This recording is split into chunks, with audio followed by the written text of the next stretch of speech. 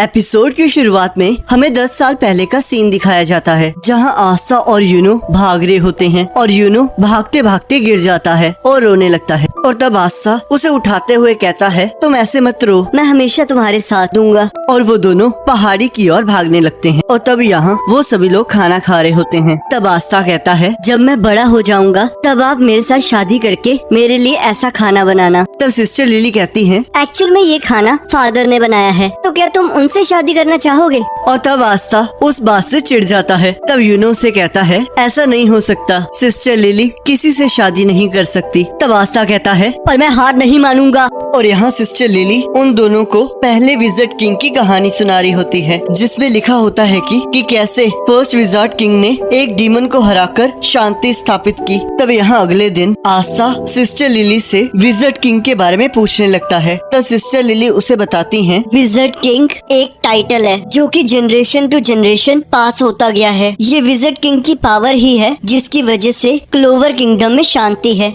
और वो किंग के बाद दूसरा सबसे इम्पोर्टेंट पर्सन है। तब आस्था कहता है, तो फिर तय हो गया, अगला विजार्ड किंग मैं बनूंगा। जिसे सुनकर सिस्टर लिली और यूनो दोनों हैरान हो जाते हैं। तब सिस्टर लिली के पूछने पर आस्था बताता है, क्योंकि विजार्ड किंग ने डीमन को हराया था, तो इसका मतलब वो जरूर बहुत ज्यादा स्ट्रॉन्ग और कूल होंगे। मैं बस बड़ा होके उनकी तरह बनना चाहता हूँ, और अगर मैं एक बार विजार्ड किंग बन गया तब मैं आप सबकी लाइफ को इजी बना पाऊंगा, और मैं इस बेकार सी चर्च को ठीक करवा दूंगा। और जब मैं एक बार विजार्ड किंग बन जाऊंगा तब आप मेरे साथ शादी कर लेना। पर सिस्टर लिली उसे फिर से मना कर देती हैं। तब हम देखते हैं सर्दियों का मौसम आ चुका होता है और आस्था अपने मैजिक को यूज करने की कोशिश कर रहा होता है, पर हम देखते हैं उस कोशिश का कोई फायदा नहीं हो रहा होता। तब आस्था कहता है, सिस्टर लिली मैं आपकी मदद कर देता हूँ और फिर आप मुझसे बाद में शादी कर लेना। पर हम देखते हैं सिस्टर लिली फिर से मना कर देती है और तब आस्था फिर से रोते रोते जिद करने लगता है। और यहाँ यूनो बच्चों को संभाल रहा होता है। तब आस्था कहता है, मैं इसे संभालता हूँ, एक फ्यूचर विजार्ड किंग के लिए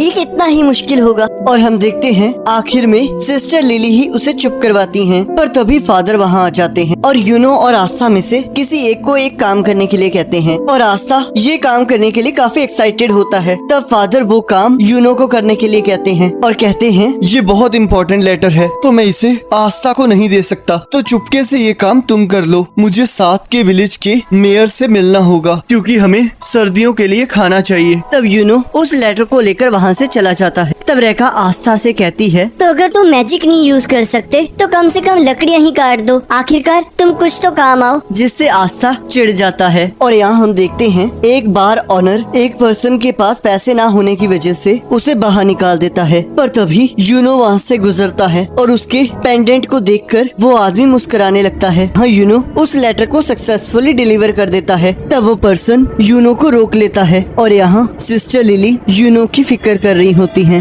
तब वो पर्सन यूनो को मारकर उसका पेंडेंट ले लेता है और यूनो रोते रोते अपना पेंडेंट वापस मांग रहा होता है और अपने मैजिक को यूज करने लगता है। तब वो पर्सन कहता है, अगर तुम इस बेकार से स्पेल से मेरे साथ लड़ोगे तो मारे जाओगे। पर तभी हम देखते हैं आस्था आके उस आदमी के ऊपर कूद जाता है, पर वो आदमी उसे दूर फेंक देता है। पर आस्था फिर भी उस आदमी को नहीं छोड़ रहा होता और वो आदमी बार बार आस्था को मार रहा होता है। पर हम देखते हैं आस्था फिर भी हार नहीं मान रहा होता, जिससे तंग आकर वो आदमी उस पेंडेंट को वहीं फेंक कर वहाँ से चला जाता है और आस्था नीचे गिर जाता है और यूनो उससे माफी मांगने लगता है। तब आस्था कहता है, तो मेरी इतना चिंता मत करो, मैंने तो तुम्हें पहले ही कहा था मैं हमेशा तुम्हारा साथ दूंगा।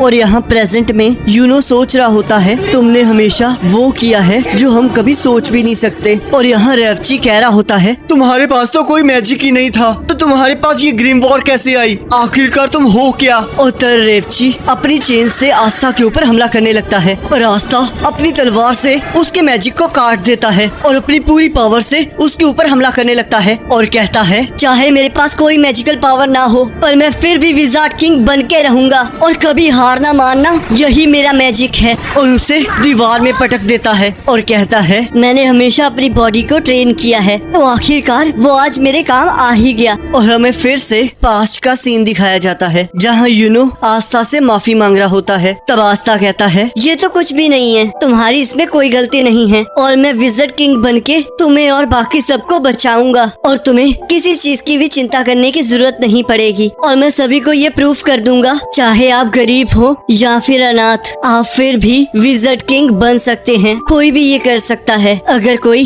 पूरी शिद्दत से करना चाहे वो मैं हूँ या फिर तुम। और तब यूनो अपने आंसुओं को पोंछकर कहता है, अब से मैं कभी नहीं रोऊंगा। मैंने सोच लिया है, मैं भी विज़र्ड किंग बनूंगा और मैं भी स्ट्रॉन्ग होके तुम सभी को बचाऊंगा, ताकि मैं तुम सभी की जिंदगियों को अच्छा बना सकूं और मैं कभी हार नहीं मानूंगा। और यहाँ प्रेजेंट में आस्था यूनो को अपनी ग्रीम वॉर दिखा रहा होता है। तब यूनो कहता है, तो तुमने आज मुझे फिर से बचा लिया और एक दिन मैं इस उधार को जरूर चुका दूंगा। आस्था, क्या तुम्हें हमारा प्रॉमिस याद है? और तब हमें वो प्रॉमिस दिखाया जाता है जहाँ वो दोनों एक दूसरे को अपना राइवल मानते हैं। तब आस्था कहता है, मुझे तो लगा था तुम भूल चुके होगे। तो यूनो कहता है, वो तुम थे आस्था, जिसने मुझे उम्मीद दी थी कि हम जैसे लोग भी इस दुनिया में कुछ बड़ा हासिल कर सकते हैं और इसे पूरा करने के लिए तब वो दोनों कहते हैं, हम विज़र्ड किंग बनने के लिए अपनी पूरी जी जान लगा देंगे। और यहाँ हम देखते हैं एक डीमन शहर पर हमला कर देता है और तब एक विज़र्ड आकर उसे हरा देता है। और हमें बताया जाता है कि जब एक डीमन की वजह से पूरी ह्यूमैनिटी पर खतरा था, तब एक अकेले विज़ार्ड ने आकर पूरी इंसानियत को बचाया था और तब उसे विज़र्ड किंग का दर्जा दिया गया और तब वो एक लेजेंड बन गया।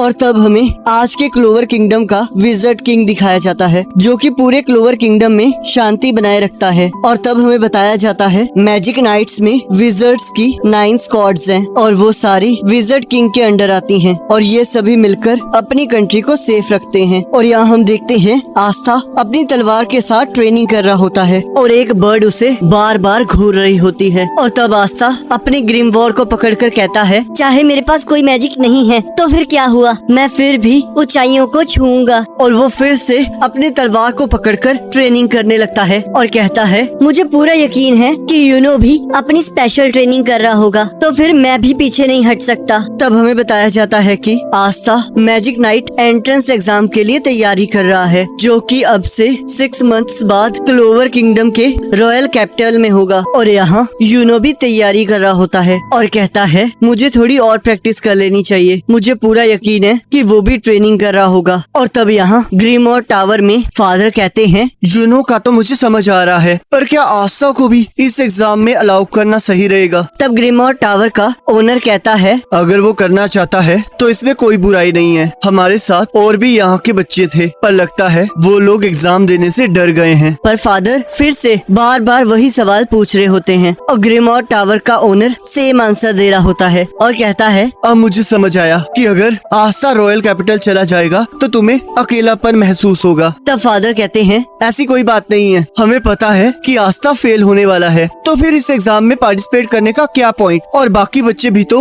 उसे बहुत मिस करेंगे और तुम दोनों मुझे ऐसा देखना बंद करो। तब सिस्टर लिली कहती हैं, मैं भी उन्हें मिस करूंगी, पर उन्हें अपने अपने रास्ते पर जाने देना चाहिए। तब ग्रीमोर टावर का ओनर कहता है, तुम इस तरह सोचो, अगर यूनो जीत भी जाएगा तो आस्था हार कर तो वापस ही आ जाएगा। तब फादर खुश होकर कहते हैं, आप सही कह रहे हैं, चाहे यूनो चला जाएगा पर आस्था तो हमारे पास वापस ही आ जाएगा। और अब आस्था की ग्रीम वॉर के बारे में बात करते हैं। तो क्या आपको सच में लगता है कि वो एक ग्रीम वॉर है, क्योंकि आस्था के पास तो कोई मैजिक ही नहीं है? तब ग्रीमोर टावर का ओनर कहता है, मुझे इसके बारे में कुछ नहीं पता। और सोचता है, 5 लीफ क्लोवर, ये बहुत अजीब बात है। और यहाँ आस्था ट्रेनिंग करते हुए चर्च की तरफ जा रहा होता है और आस्था को देखकर यूनो भी भागना शुरू कर देता है। तब वो दोनों चर्च पहुँच जाते हैं। तब आस्था पूछता है, हम दोनों में से फर्स्ट कौन आया? तब नैश कहता है, यूनो तुमसे थोड़ा ज्यादा फास्ट था। तब आस्था कहता है, चलो देखते हैं चर्च के अंदर पहले कौन जाता है। तब यूनो आस्था को हवा में उड़ा देता है और कहता है, मैं जीत गया। और यहाँ आस्था नींद में विज़र्ड किंग बनने के सपने देख रहा होता है और अगले दिन आस्था ट्रेनिंग कर रहा होता है और नैश उससे मिलने आता है और आस्था पूछता है, आखिरकार तुम यहाँ क्या कर रहे हो? तब नैश कहता है, मैं बोर हो रहा था तो फिर मैं तुम्हारे जैसे बेवकूफ की ट्रेनिंग देखने आ गया। जिससे आस्था तंग हो जाता है। तब नैश पूछता है, पर मुझे ये नहीं समझ आ रहा, जबकि तुम कोई मैजिक यूज ही नहीं कर सकते, तो फिर तुम मैजिक नाइट एग्जाम क्यों दे रहे हो? तुम तो उसमें फेल ही हो जाओगे ना। तब आस्था कहता है, पर ये अभी तक डिसाइड नहीं हुआ है। देखो अब मेरे पास ग्रिमोर आ चुकी है, तो फिर मैं मैजिक नाइट्स में दाखिल हो सकता हूँ और एक दिन मैं विज़र्ड किंग बन के रहूँगा। तब नैश गुस्से में कहता है, ये कभी नहीं होने वाला। हम जैसे लोगों को सपने देखने की कोई आजादी नहीं है। तब आस्था उसके पास आकर जोर से कहता है, तुम इस तरह हार नहीं मान सकते। इस दुनिया में कुछ भी हो सकता है। तुम मुझे ही देख लो, मैं अपने ड्रीम को फॉलो कर रहा हूँ। चाहे तुम जितने मर्जी गरीब हो, पर तुम फिर भी कुछ भी कर सकते हो। तो इसलिए मैं अपने ड्रीम को पूरा करके लोगों को खुश करना चाहता हूँ और मैं मैजिक नाइट्स को ज्वाइन करके और विज़र्ड किंग बन के ये प्रूव कर दूंगा। और यहाँ रात को यूनो और आस्था के जाने से पहले एक पार्टी रखी होती है और तब आस्था फादर को बहुत प्यार से देख रहा होता है। तब फादर कहते हैं, ये अकेले तुम्हारे लिए नहीं है, और वैसे तो ये यूनो के लिए ही है, क्योंकि यूनो ही सिर्फ इस एग्जाम को पास करेगा। एग्जाम में फेल होने के बाद शर्मिंदा होने की जरूरत नहीं है, और वैसे भी कोई ये एक्सपेक्ट नहीं कर रहा कि तुम पास हो जाओगे। चाहे जो मर्जी हो जाए, ये हमेशा तुम्हारा घर रहेगा। तब आस्था कहता है, ये सारी बातें आप यूनो को भी कहोगे ना? तब फादर मना कर देते हैं। तब आस्था कहता है, ये गलत बात है। मैं एक दिन विज़र्ड किंग बनूंगा और तब मैं सिस्टर लिली से शादी करने वापस आ जाऊंगा। तब सिस्टर लिली अपने मैजिक से आस्था के एक पंच मारती हैं और सभी को खाना खाने के लिए कहती हैं और अगले दिन वो सभी आस्था और यूनो को अलविदा कहने लगते हैं। तब नैश कहता है, इतनी चिंता मत करो, आस्था बहुत जल्द वापस आने वाला है। पर अगर आस्था, अगर तुम किसी तरह मैजिक नाइट में एंटर हो गए, तब मैं भी विश्वास कर लूंगा कि इस दुनिया में सपने पूरे होते हैं और मैं जो चाहूँ वो बन सकता हूँ। तो क्या पता किसी दिन मैं भी मैजिक नाइट बन जाऊँ। तब वो दोनों वहाँ से चले जाते हैं। तब सिस्टर लिली सोचती हैं, मुझे यकीन नहीं हो रहा कि ये दोनों इतने बड़े हो चुके हैं और जब से मैं आस्था से मिली हूँ वो हमेशा से पूरी फुल एनर्जी में रहता था। और बताती हैं कि आस्था पहले से ही ऐसा ही था। और सिस्टर लिली सोचती हैं, और यूनो भी आस्था की वजह से स्ट्रॉन्ग बन गया। Best of luck boys. और यहाँ हमें बताया जाता है कि गर्मियों में आस्था और यूनो ने रॉयल कैपिटल की ओर अपनी जर्नी स्टार्ट कर दी है ताकि वो मैजिक नाइट एग्जाम में पार्टिसिपेट कर सके। और रॉयल कैपिटल हेज विलेज से काफी दूर है। तब आस्था कहता है, पता नहीं रॉयल कैपिटल कैसी दिखती होगी और क्या पता हम विज़र्ड किंग से भी मिल पाएं। तब यूनो कहता है, उन्हें मिलने से पहले हमें सबसे पहले मैजिक नाइट एग्जाम पास करना होगा। तब आस्था भागते हुए कहता है, मुझे जल्दी पहुंचकर विज़र्ड किंग बनना है। तब यूनो कहता है, चाहे तुम जितनी मर्जी जल्दी वहाँ पहुँच जाओ, पर इसका विज़र्ड किंग बनने से कोई लेना देना नहीं है। और तब आस्था सपनों में विज़र्ड किंग बनके सिस्टर लिली को साथ घुमाने ले जाता है और उस चीज की एक्टिंग कर रहा होता है। तब यूनो कहता है, क्या तुम मैजिक के बिना उड़ भी सकते हो? तब आस्था कहता है, मुझे पूरा यकीन है कि मैं अपनी ग्रिमोर की मदद से ये सब कुछ कर लूंगा। अगर आप हार नहीं मानोगे तो आप कुछ भी कर सकते हो। चलो, जब तक हम रॉयल कैपिटल नहीं पहुंच जाते तब तक हम ट्रेनिंग करते हैं। और तब वो दोनों भागते भागते थक जाते हैं, पर आस्था हार नहीं मान रहा होता, पर यूनो उसे रोक देता है। और तब वो दोनों आराम से अपनी मंजिल की ओर बढ़ने लगते हैं और रास्ते में आने वाली सारी मुश्किलों का मिलजुल कर सामना करने लगते हैं। और तब हमें बताया जाता है, बहुत लंबी जर्नी के बाद आस्था और यूनो आखिरकार क्लोवर किंगडम की रॉयल कैपिटल के पास पहुंच गए और वहां मैजिक नाइट एंट्रेंस एग्जाम उनका इंतजार कर रहा था। और इस एग्जाम को पास करने के लिए उन्हें बहुत सारे पावरफुल अपोनेंट्स के साथ लड़ना होगा। और इसी के साथ एपिसोड खत्म हो जाता है। अब अगर आपको ये वाला एपिसोड अच्छा लगा है तो आप इस वीडियो को लाइक कर सकते हैं और चैनल पर नए हो तो सब्सक्राइब कर सकते हैं। अब अगले एपिसोड का लिंक आपकी स्क्रीन पर आ रहा होगा, आप उस पर क्लिक करके अगले एपिसोड को देख सकते हो।